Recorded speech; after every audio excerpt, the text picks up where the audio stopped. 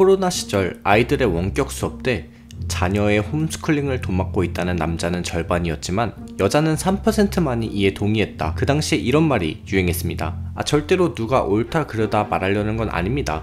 오늘 영상은 자기중심적 편견에 대한 이야기고 대부분의 사람들이 자기가 거의 모든 일을 한다고 생각하는 좋은 예시죠. 다른 예시를 보시죠. 논문에는 저자가 보통 여러 명이 있습니다. 저자들에게 본인이 얼마나 더 많은 일을 했는지 물어봤습니다. 그 비율을 다 더하니 평균적으로 140%가 나왔죠. 부부에게 집안일을 본인이 맡아 하는 비율을 물어봤을 때도 총합은 거의 항상 100%를 넘었습니다. 혹시 자기가 남들을 더 많이 도왔다는 걸 말하고 싶어하는 그런 심리 때문에 그런 걸까요? 아닙니다. 커플들에게 싸움을 시작한 비율이나 굉장히 부정적인 일들의 비중을 물어봐도 총합은 100%를 넘었습니다. 사람들은 자기가 더 많은 일을 하고 있다고 생각하고 동시에 더 많은 문제를 일으키고 있다고 생각하는 거죠. 왜 그럴까요? 제 생각에 이건 그냥 본인이 한 일에 대해서는 본인이 직접 경험했고 생생히 기억하지만 다른 사람들에 대해서는 그렇지 못하기 때문이며, 따라서 자연스럽게 자신의 지분을 과대평가하면서 다른 사람들의 지분은 과소평가하게 된다고 생각합니다. 이러한 편견은 우리 삶에 있어 다양한 외적인 영향들을 과소평가하게 만듭니다. 하키 선수를 예로 들어볼까요? 잘 나가는 하키 선수에게 어떻게 최상위 리그까지 갈 수 있었냐 물어보면 본인의 노력, 결단력, 훌륭한 코치, 오전 5시에 일어나 도와주신 부모님 등을 언급하겠지만 대부분의 선수들이 본인이 1월에 태어난 것이 얼마나 큰 행운인지 모를 겁니다. 무슨 소리냐면 최상위 리그에 들어간 하키 선수들의 40%는 모두 1분기 1, 2, 3월에 태어났고 4분기 10월, 11월, 12월에 태어난 선수들은 전체 10%밖에 안 되죠. 확률 차이가 4배나 되는 겁니다. 그 이유는 아동 하키 리그 때문입니다. 참가 연도가 출생 연도 기준이죠.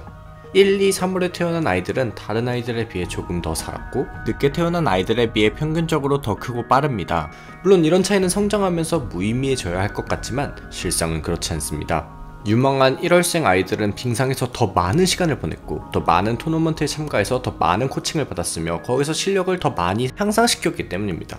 그 작은 차이는 해가 지날수록 점차 쌓이고 결국 프로에 진출할 시기에는 이들의 생일이 빠른 쪽으로 크게 치우치게 되는 거죠. 하지만 선수들이 생일에 감사해야 할까요? 아닐 겁니다. 그리고 우리도 비슷할 겁니다. 우리의 성공을 도와준 행운들에 대해 거의 모른 채로 지내죠. 아마 우리가 누리는 행운의 가장 대표적인 건 부유한 국가에서 태어났다는 것일 겁니다. 전 세계 사람들의 소득 분포의 분산 중 절반 정도는 살고 있는 국가와 그 국가의 소득 분포로 설명할 수 있습니다.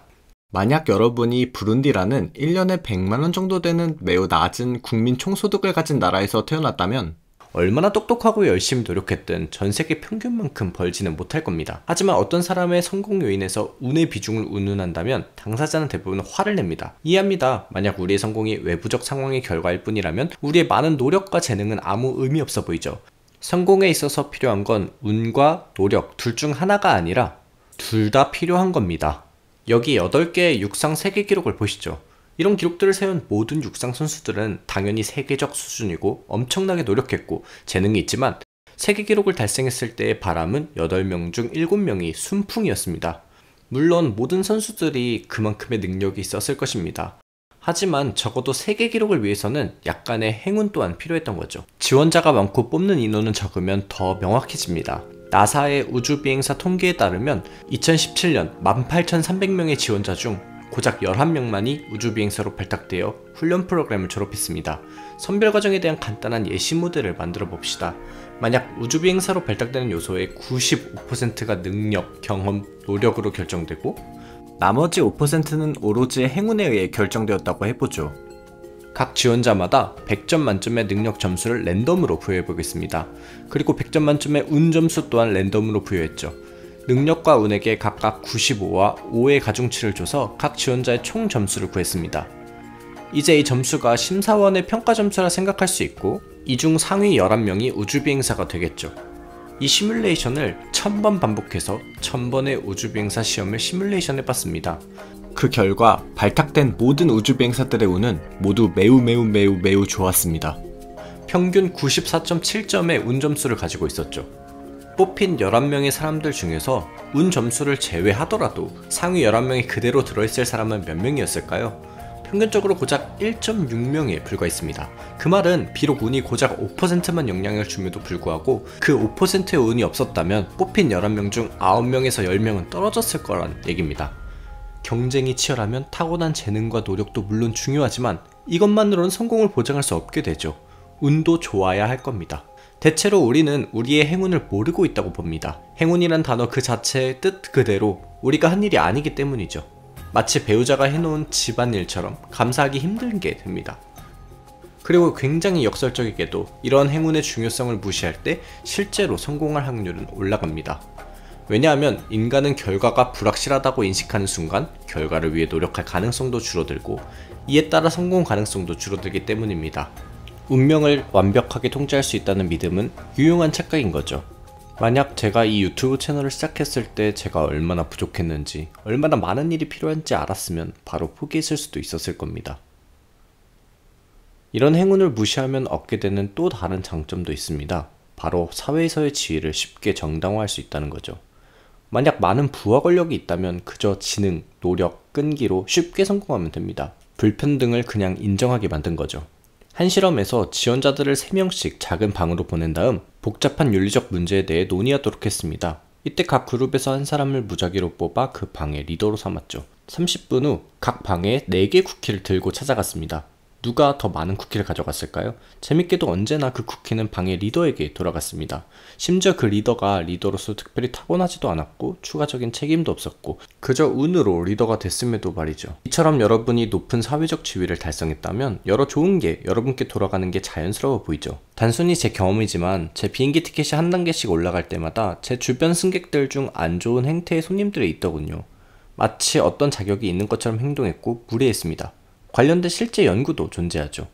또 다른 연구에서는 참가자 모두에게 최근 있었던 좋은 일에 대해서 생각해보라고 한 다음 그중 한 그룹에게는 그 좋은 일을 만든 자신의 행동에 대해 나열하라 했고 또 다른 그룹에게는 자신이 어떻게 할 수 없었던 외부적인 요인들을 나열하라고 했으며 마지막 통제구는 단순히 그 좋은 일이 일어난 이유에 대해서 나열해보라 했습니다. 모든 참가자들에게 수고비로 1달러를 받게 될 거라 알려줬고 실험이 끝날 때 수고비의 전부 또는 일부를 기부할 수 있는 선택권을 주었습니다. 그 결과 자신에 대한 이유만 나열한 그룹은 다른 외부 요인들을 나열한 그룹보다 기부 참여율이 25% 낮았죠. 이런 사실들이 사회 구성원으로서 어떤 의미가 있는지 생각해보죠. 그 중에서도 특히 기업가나 정치인같이 권력을 가진 경우요. 의심할 여지 없이 대부분 재능 있고 열심히 일했고 하지만 운이 좋았고 다른 모든 사람들처럼 스스로가 얼마나 행운이 좋은지 모를 겁니다. 이는 현실에 대한 왜곡된 시각을 불러옵니다. 일종의 생존 편향이 생기죠. 모든 리더들은 열심히 일하고 궁극적으로 성공했으며 그들에게 세상이 공정해 보입니다. 그리고 그들 입장에서는 그게 곧 노력에 대한 보상이죠. 열심히 일했으나 실패한 다른 수많은 사람들의 기억은 없으니까요. 그럼 다른 사람들이 성공하지 못한 이유가 뭐라 생각할까요? 자연스럽게도 그냥 저 사람들이 분명 재능이 없거나 덜 노력했을 거라는 거죠. 이러한 결론은 권력자들이 사회 환원을 할 이유를 못 느끼게 만들기도 합니다. 그리고 심지어 이들은 우리 사회의 규칙을 만드는 사람들이죠. 이건 굉장히 안타까운 일입니다. 태어나고 자란 국가야말로 운을 결정하는 가장 큰 요소 중에 하나일 겁니다. 그리고 국가 소유의 공공재는 국가를 지탱하는 거대한 축이죠. 길, 학교, 대중교통, 응급서비스, 깨끗한 공기와 물, 그리고 모든 것들 말이죠. 성공한 사람들이 성공에 주된 이유가 자신의 노력과 독창성이라 생각하는 건 꽤나 잔인한 심리학적 현상입니다. 따라서 성공한 사람들은 본인이 성공하게 된 환경을 유지하는데 덜 기여하게 되죠. 중요하지 않다 여기는 겁니다. 우리 스스로 운 좋은 상황을 인정하는 것은 현실 감각에도 도움이 될 뿐만 아니라 우리 자신을 호감적으로도 만들어줍니다. 한 연구에서는 사람들에게 가상의 성공한 기업가와 60분 인터뷰 기록을 읽게 했습니다. 이때 성공한 이유에 대해 설명하는 마지막 문단만 2가지 케이스로 나눠 바꿔봤습니다. 첫 번째 케이스는 기업가가 회사가 성공한 이유를 본인 스스로의 탓으로 돌렸고, 두 번째는 운이 아주 좋았다고 말했습니다.